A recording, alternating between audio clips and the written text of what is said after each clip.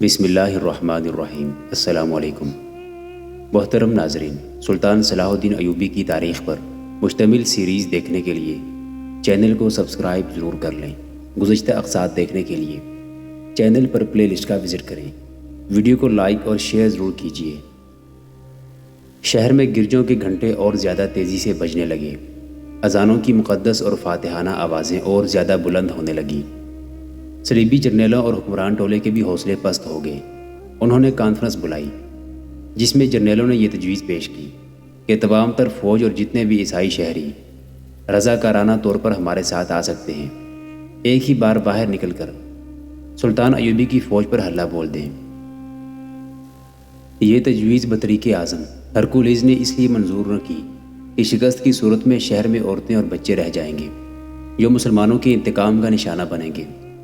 آخرکار یہ تجویز منظور ہوئی کہ سلطان ایوبی کے ساتھ صلح کی بات کی جائے۔ اس کی نمائندگی ایک عیسائی سردار بالیان کو دی گئی۔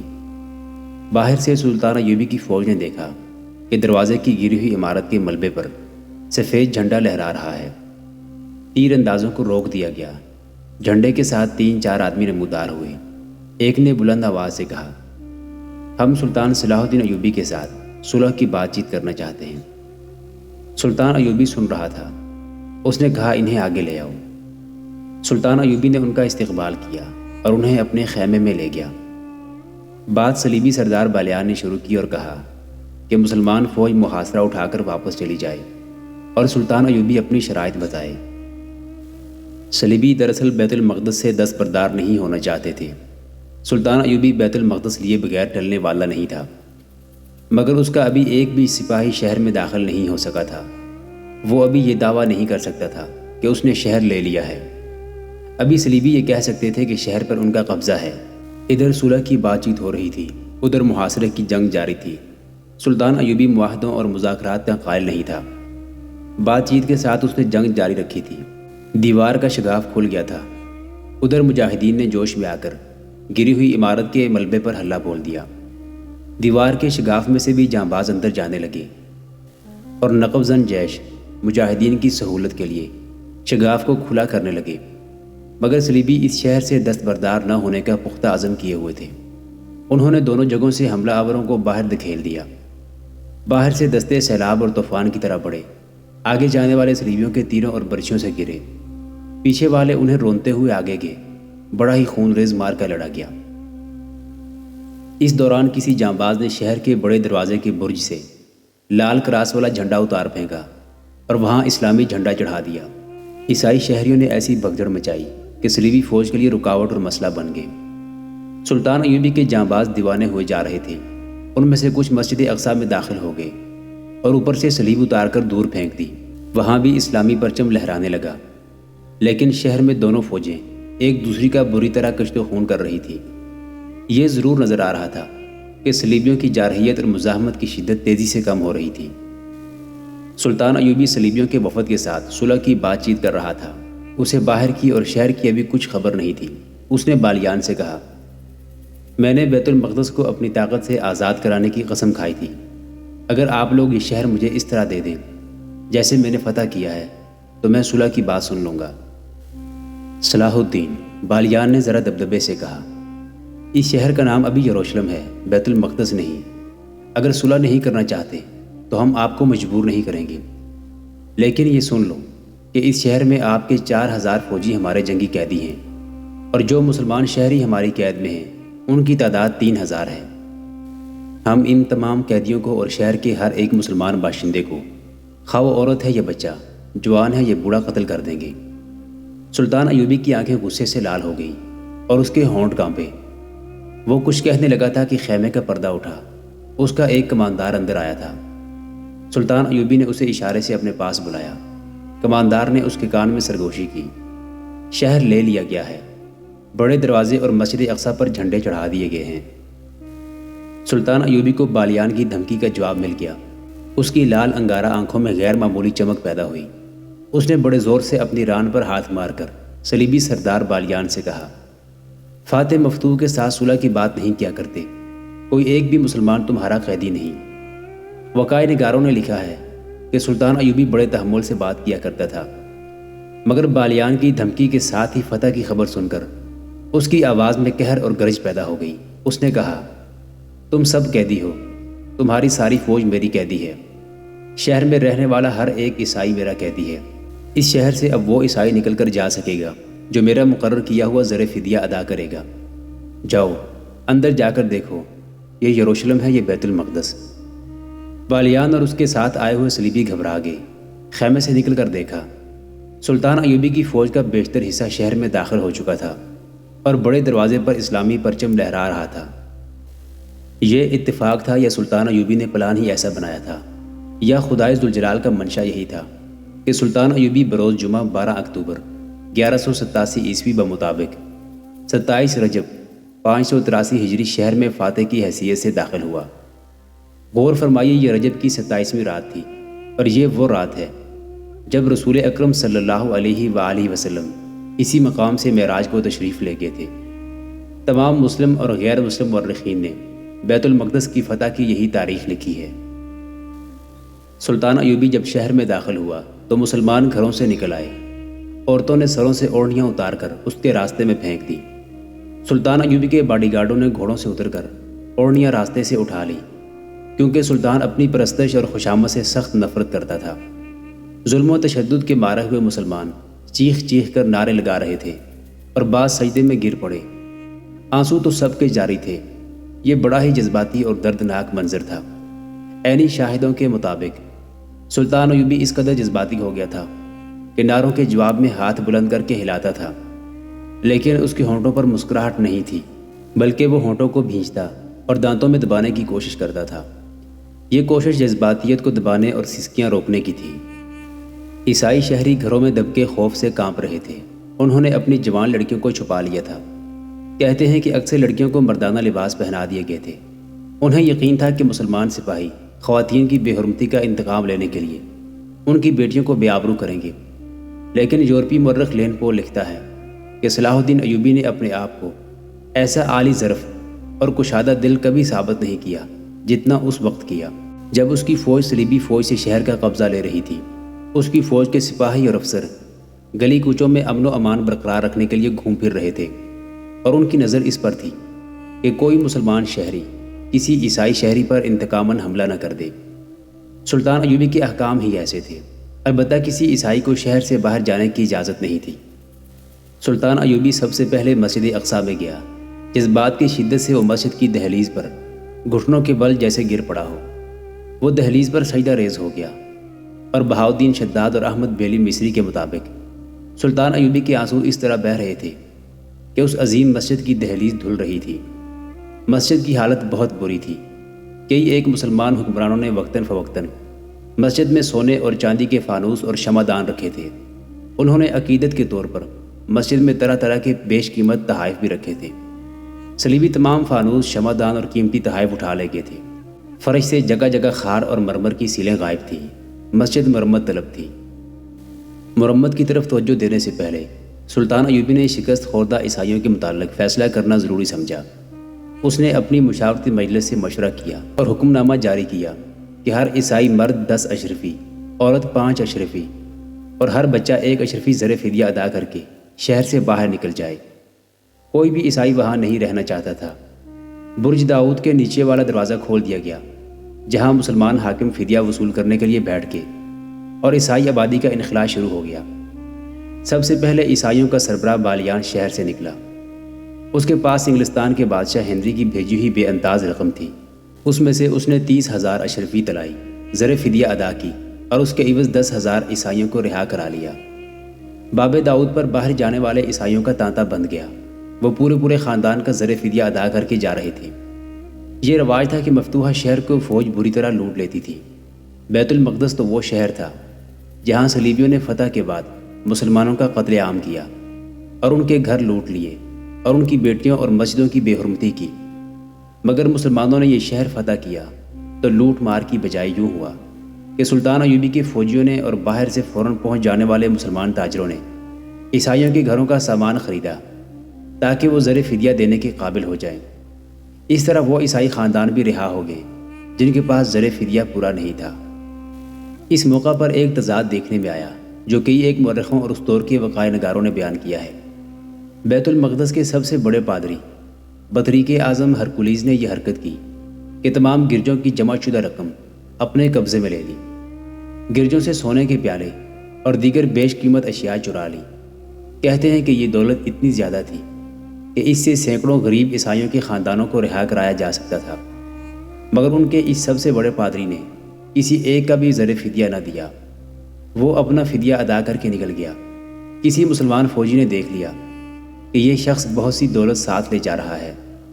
اس فوجی کی رپورٹ پر کسی حاکم نے سلطان ایوبی سے کہا کہ اسے اتنی دولت اور اتنا سونا نہ لے جانے دیا جائے، اگر اس نے زر فدیہ ادا کر دیا ہے تو اسے نہ روکا جائے۔ سلطان ایوبی نے کہا، میں ان لوگوں سے کہہ چکا ہوں کہ کسی سے فالتو رقم نہیں لی جائے گی، جو کوئی جتنا ذاتی سامان ساتھ لے جا سکتا ہے لے جائے، میں اپنے وعدے کی خلاف ورزی نہیں ہونے دوں گا۔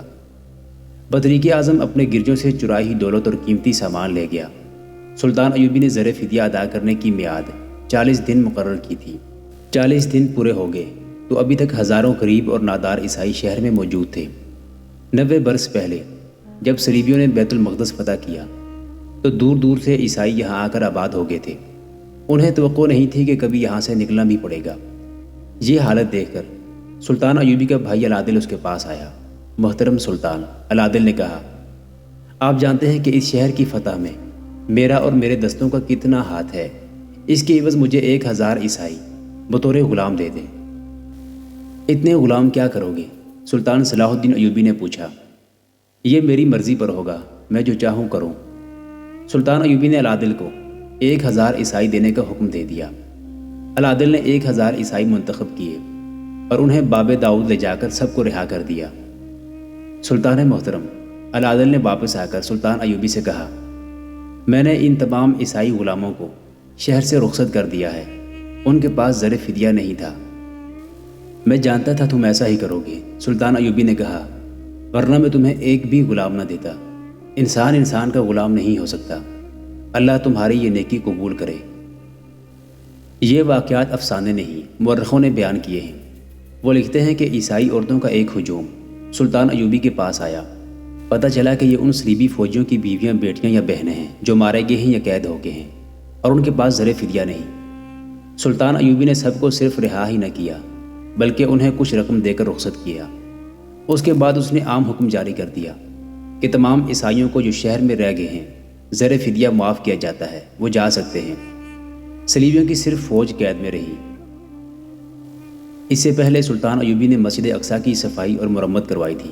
اس دور کی تحریروں کے مطابق سلطان ایوبی خود سپاہیوں کے ساتھ اینٹیں اور گارا اٹھاتا رہا۔ 19 اکتوبر 1187 عیسوی جمعہ کا مبارک دن تھا۔ سلطان ایوبی جمعہ کی نماز کے لیے مسجد اقصیٰ میں گیا تو وہ ممبر جو نور الدین زنگی مرحوم نے بنوایا تھا اور مرحوم کی بیوہ اور بیٹی لائی تھی اس کے ساتھ تھا۔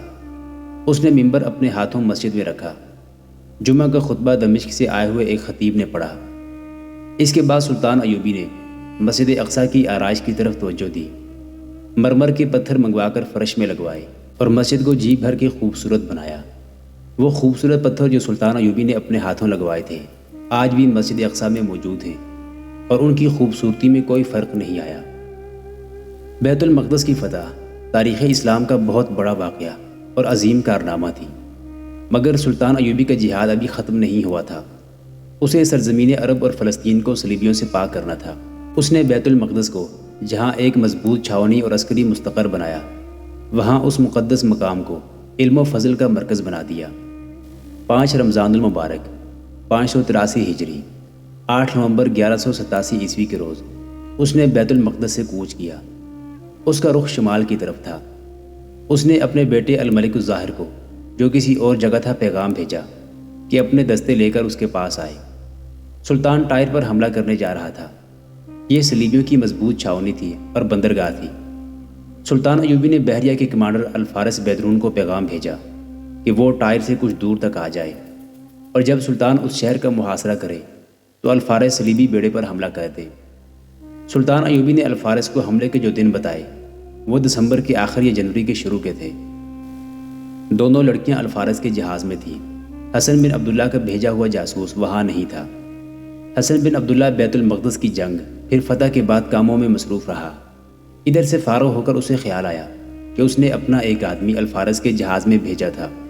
اس نے ایک قاصد رؤف کرد کے پاس یہ معلوم کرنے کے لیے بھیجا کہ اس کا آدمی کیا کر رہا ہے۔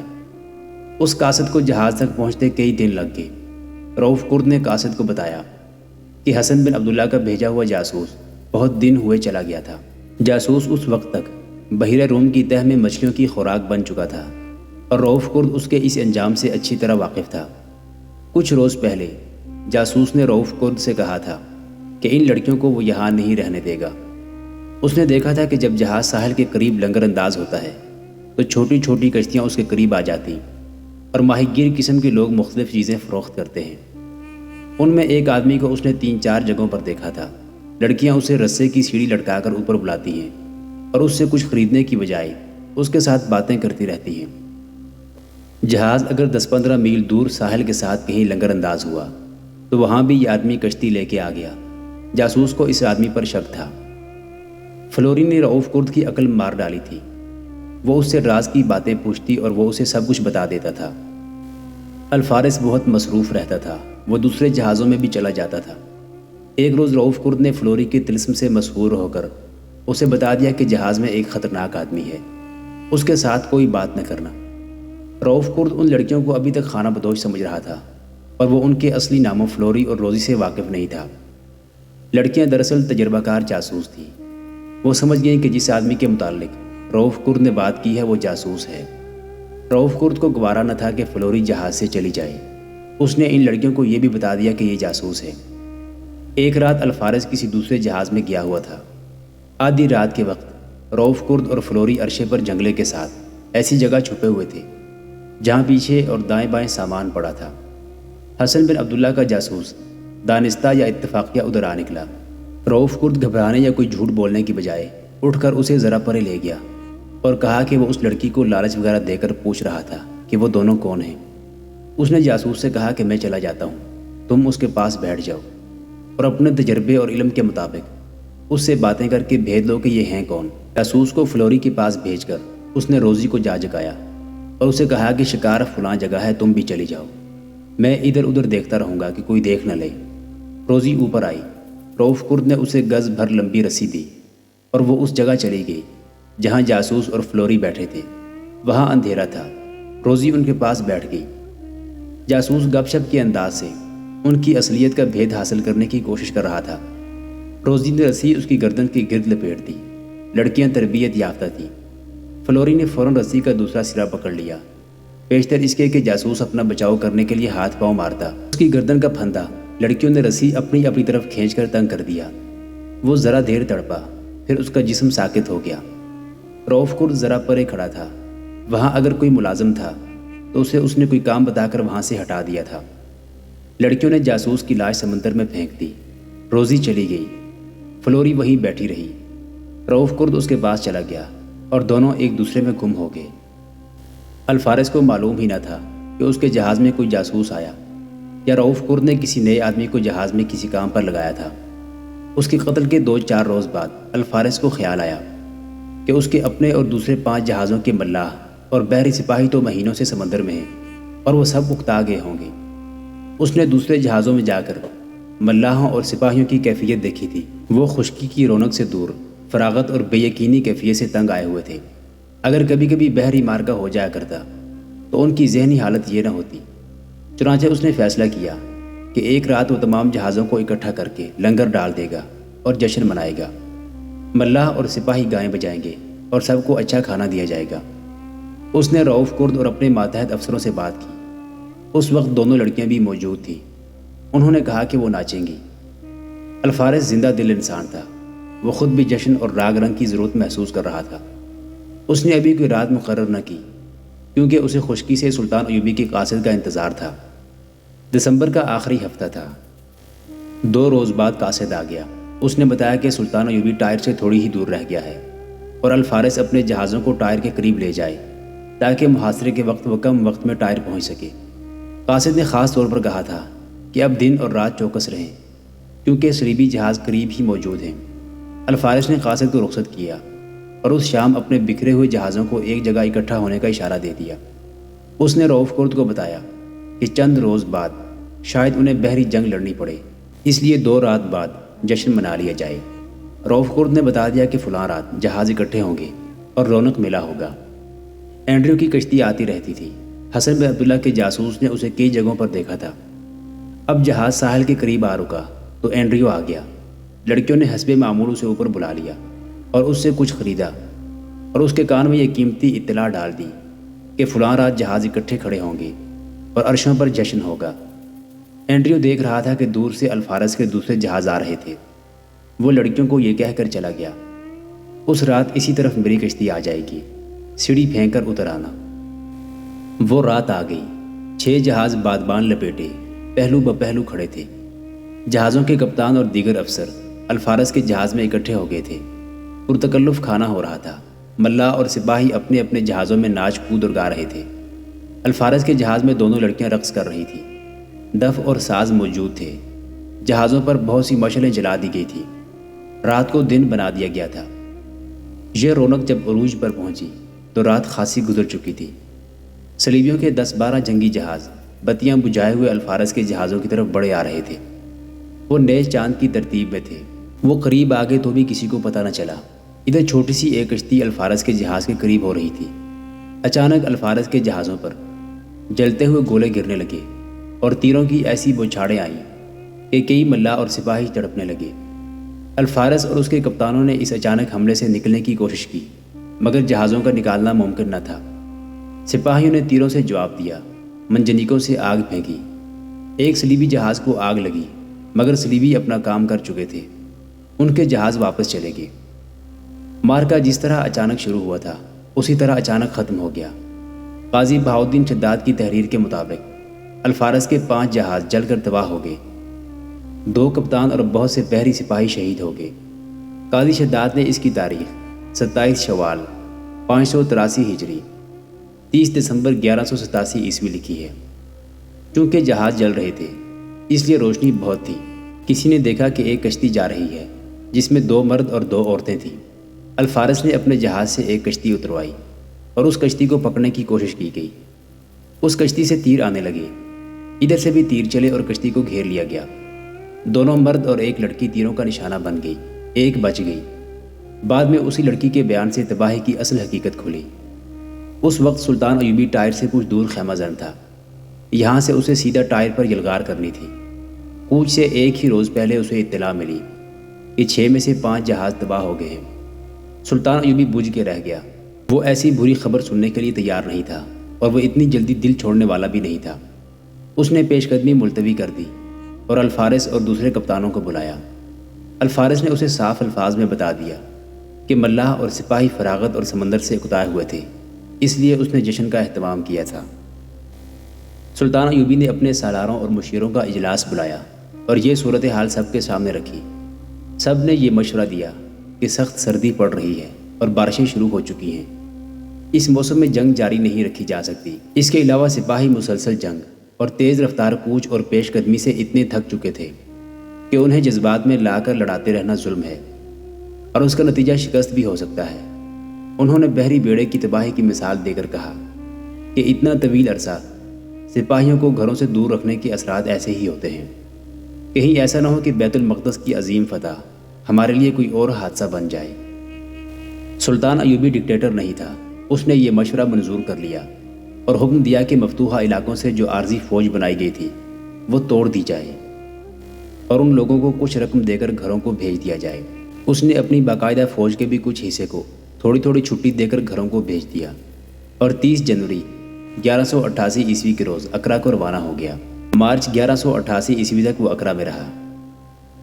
محترم ناظرین، آج کی قسط کے بارے میں کمنٹ باکس میں اپنی رائے سے آگاہ ضرور کیجیے گا۔ اللہ آپ کا حامی و ناصر ہو۔